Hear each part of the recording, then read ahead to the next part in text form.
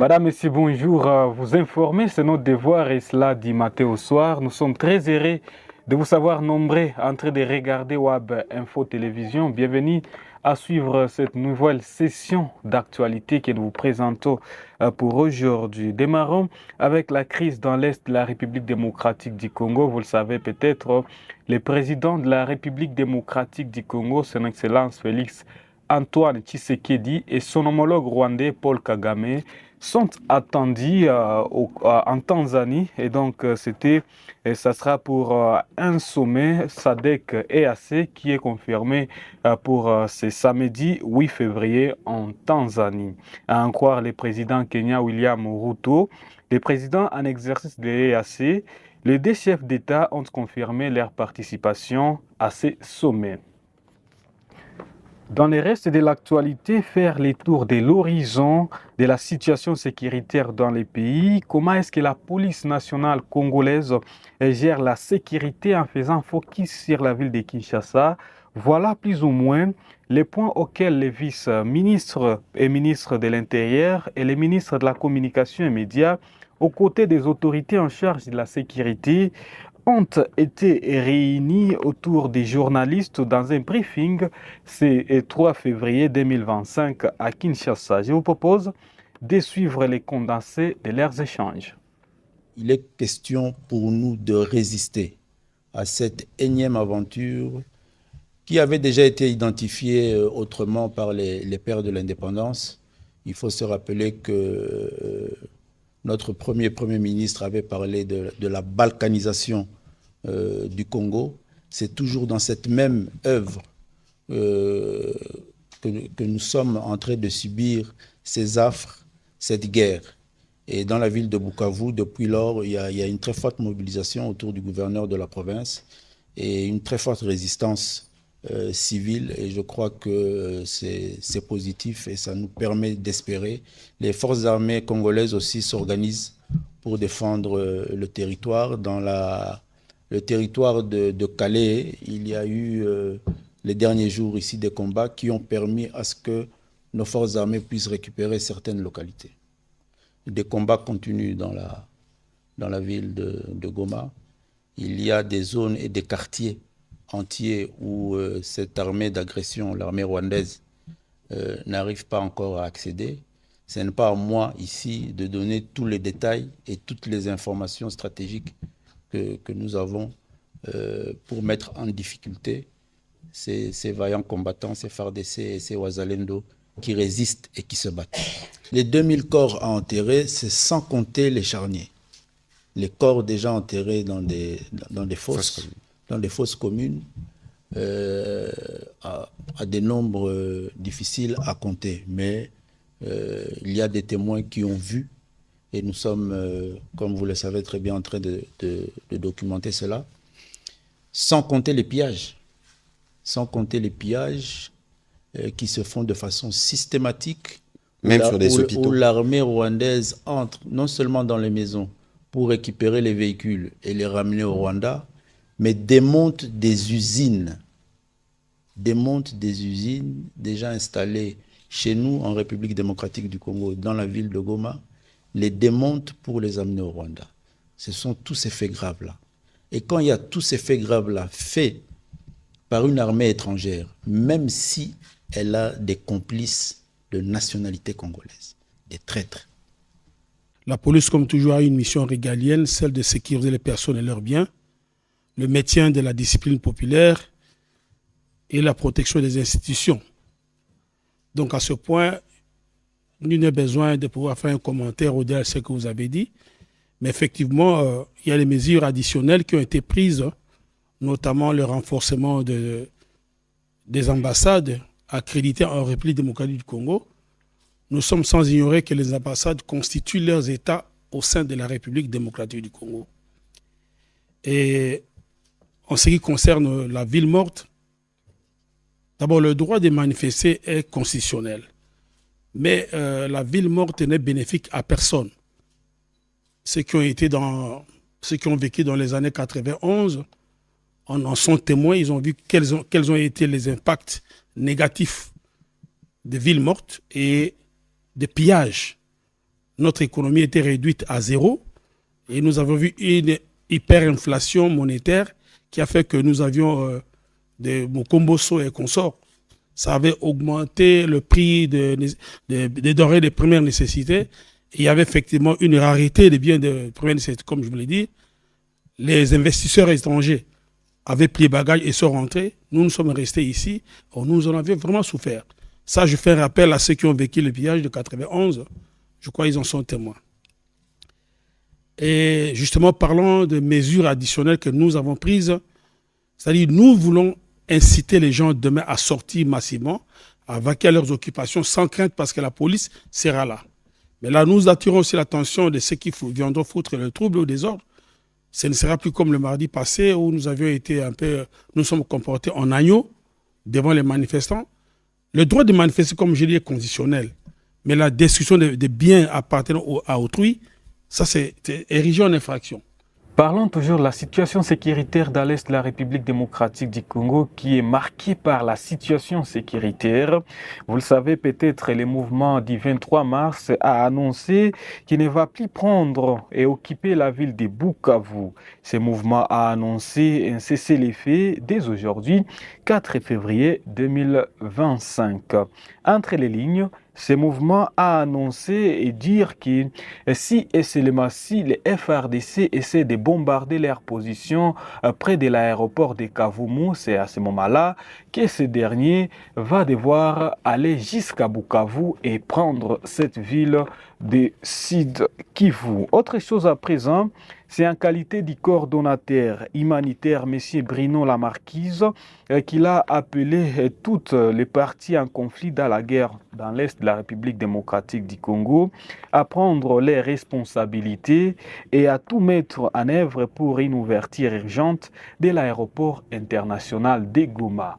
Terminons ce point d'actualité dans la ville-province de Kinshasa où ce lundi, à la Cité de l'Union africaine, le président Félix-Antoine Tshisekedi Tshilombo a reçu une délégation des représentants de la conférence épiscopale nationale du Congo et de l'Église du Christ au Congo Senko, conduit par le coordonnateur Fridolin Ambombo.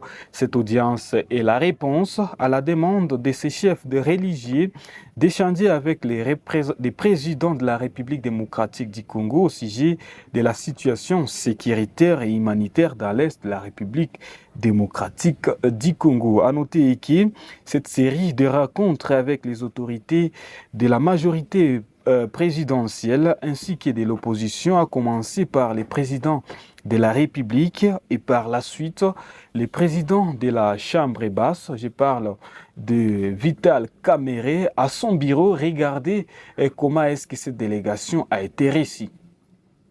À la veille de la tenue de la session extraordinaire de l'Assemblée nationale et du Sénat, convoquée sur sollicitation du chef de l'État, Félix-Antoine Tshisekedi Tshilombo, pour réfléchir sur la voie des sorties de crise face à l'occupation rwandaise dans la partie est du pays, le président de l'Assemblée nationale, le professeur Vital Kamerhe, a échangé le lundi 3 février dans la soirée avec le président de la Senko, Monseigneur Fulgence Muteba Mugalo, assisté de Monseigneur Cholet, secrétaire général de la Senko. Après son entretien avec le chef de l'État Félix-Antoine Tshisekedi Tshilombo dans la journée du mardi 3 février 2025, le président de la Conférence nationale épiscopale du Congo a tenu à présenter aussi au président de la Chambre basse du Parlement le plan de sortie de crise de la Senko intitulé « Pacte social pour la paix et le bien vivre ensemble ». Après avoir attentivement prêté l'oreille à l'exposé de Monseigneur Fulgence Mugalo Muteba, le président de l'Assemblée nationale, le professeur Vital Kamerhe, a exprimé sa satisfaction de voir que ces plans coïncident parfaitement avec le travail attendu de la session extraordinaire qui va s'ouvrir le mardi 4 février 2025.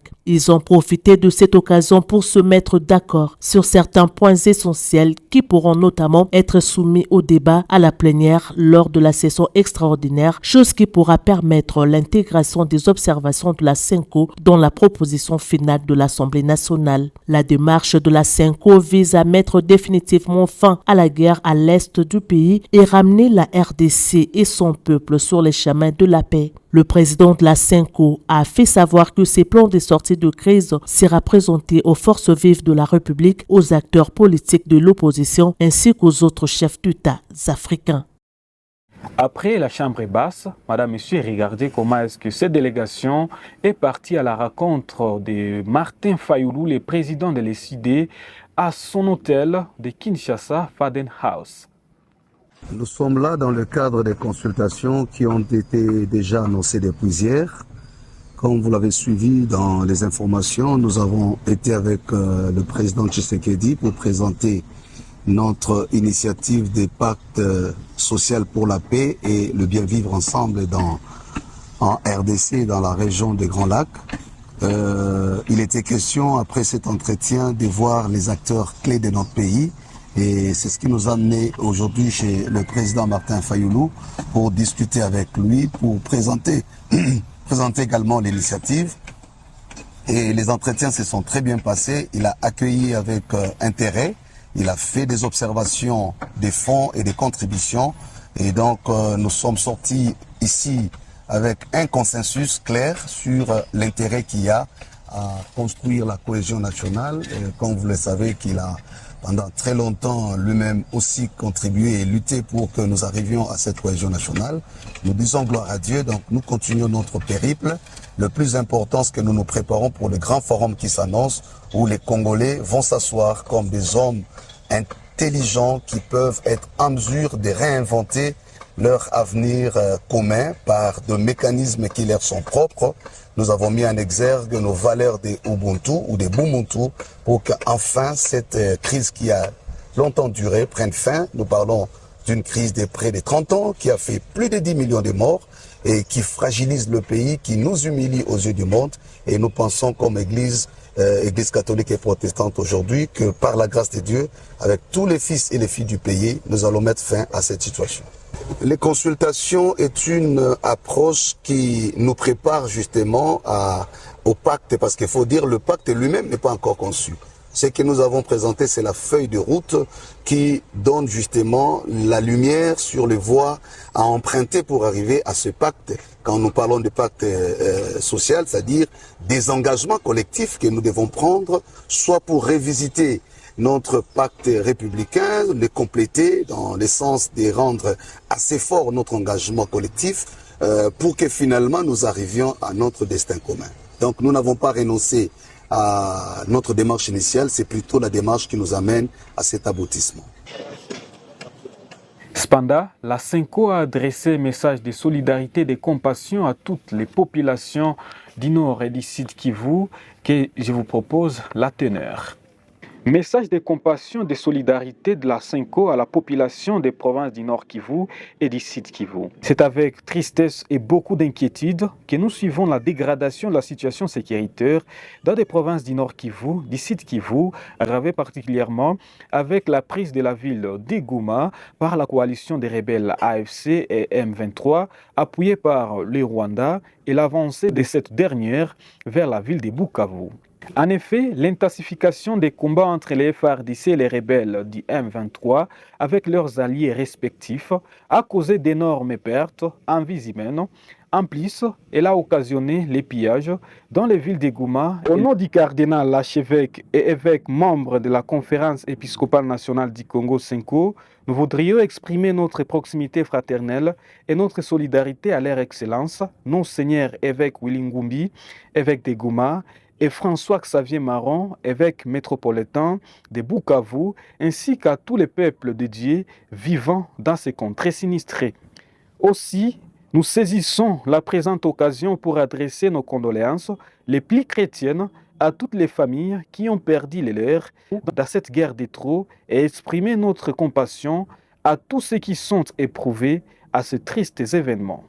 Quand un membre souffre, c'est tout le corps qui souffre avec lui. Nous rassurons tous nos frères et sœurs des provinces sinistrées, de notre communion, dans leur peine, de notre proximité spirituelle. Voilà ce qui met fin à cette production d'aujourd'hui, Madame et Messieurs. Merci de nous avoir regardés. Si vous n'êtes pas encore abonné sur notre chaîne, n'hésitez pas à le faire. Ouvrez également votre cloche de notification pour toujours être en alerte de toutes nos actualités. Au revoir.